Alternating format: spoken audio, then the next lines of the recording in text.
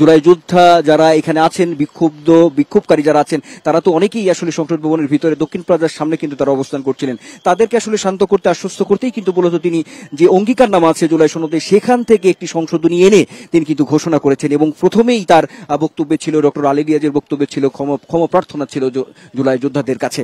এবং তিনি সুস্পষ্টভাবে বলেছে যে জুলাই যে গণঅভ্যুত্থান, সেখানে যারা শহীদ হয়েছেন, পরিবার আহত হয়েছেন, তাদের সুরক্ষার জন্য, তাদেরকে একটি ব্যবস্থা করার জন্য, জাতীয় বীর হিসেবে তাদেরকে আখ্যা দেওয়ার জন্য রাষ্ট্রীয়ভাবে সেই বিষয়গুলো কিন্তু তিনি সুস্পষ্টভাবে ঘোষণা করেছেন। এবং ঘোষণার পরেই আমরা দেখতে পেয়েছি তাদেরকে অনুরোধ করা হচ্ছিল বারবার যে যেহেতু আজকে একটি রাষ্ট্রীয় বড় অনুষ্ঠান, সেই অনুষ্ঠানটি যাতে সুশৃঙ্খল সুন্দরভাবে হতে পারে, তো সেই জায়গা থেকে জাতীয় সংসদ ভবনের দক্ষিণ প্লাজার সামনে থেকে যাতে তারা সেখান থেকে একটু সরে যান, অন্যত্র একটি নিরাপদ জায়গায় অবস্থান করেন, এমনকি অনুরোধ কিন্তু আমরা দেখেছি জাতীয় ঐকমত্য কমিশনের পক্ষ থেকে, বিশেষ করে সহসভাপতি ডক্টর আলী রিয়াজ তিনি করছিলেন। পরবর্তীতে আমরা দেখেছি ডিএমপির পক্ষ থেকেও তাদেরকে বলা হচ্ছিল যে বারবারই যে এখান থেকে তাদেরকে একটু নিরাপদ জায়গা অর্থাৎ মানিক মিয়া এভিনিউতে যেতে, অর্থাৎ দক্ষিণ প্লাজার যে সামনে যে জায়গাটি আছে সেখান থেকে যাতে তারা মানিক মিয়া এভিনিউতে সামনের রাস্তায় গিয়ে আসলে অবস্থান করে, তারা সেখান থেকে আজকের এই অনুষ্ঠানটি উপভোগ করে, এমন কিন্তু বারবার ডিএমপির পক্ষ থেকে জানানো হচ্ছিল।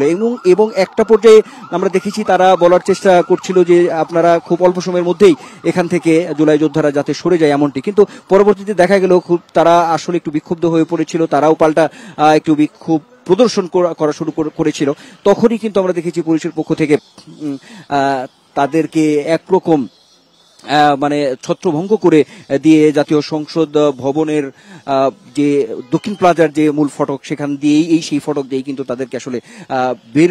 হিরন আরো মিনারেল ওয়াটার মাত্র 50 পয়সায় প্রতি লিটার করে দেওয়ার একটি প্রবণতা আমরা দেখেছি। তো তারপরেই আসলে ধাওয়া, পাল্টা ধাওয়া এবং ছত্রভঙ্গ, সেই সঙ্গে টিয়ারশেল, সাউন্ড গ্রেনেড নিক্ষেপের মধ্য দিয়ে আমরা দেখেছি একেবারে রণক্ষেত্র আসলে পরিণত হয়েছে। এবং যে সংসদ সদস্য ভবনের সামনের যে তাঁবু, সেখানে আগুন ধরিয়ে, টিয়ার জ্বালিয়ে আমরা বিক্ষোভ প্রদর্শন করতে দেখেছি এই জুলাই যোদ্ধাদের। এখনো একটি থমথমে অবস্থা ঠিক জাতীয় সংসদ ভবনের যে সামনের যে মানিক মিয়া এভিনিউ, অর্থাৎ এই যে লালমাটিয়া যে আড়ং যে সামনের যে মোড়টি, সেখানে কিন্তু চারিদিকেই একটি থমথমে অবস্থা। এখানে আইনশৃঙ্খলা রক্ষাকারী বাহিনী সদস্যরা এখানে অবস্থান করছেন এবং দুই পাশে রাস্তার ভেতরে গলিতে আমরা যেখানে দেখেছি জুলাই যোদ্ধারাও কিন্তু সেখানে অবস্থান করছেন। অর্থাৎ এই যে দ্বিমুখী যে একটি অবস্থান নেওয়া সংঘর্ষের পরিবেশ, আসলে সেটি নিঃসন্দেহে দুর্ভাগ্যজনক। এমনটাই কিন্তু বলা হচ্ছে যে একটি বড় অনুষ্ঠানকে সামনে রেখে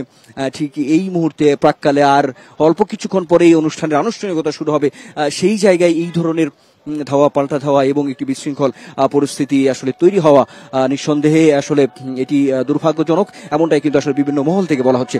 এবং শেষ পর্যন্ত আজকের এই অনুষ্ঠান, জুলাই সনদ স্বাক্ষর অনুষ্ঠানটি শুরু করা যাবে কিনা, কর্তৃপক্ষ সেটি শুরু করতে পারবে কিনা, এটি একটি প্রশ্ন আসলে সামনে এসেছে।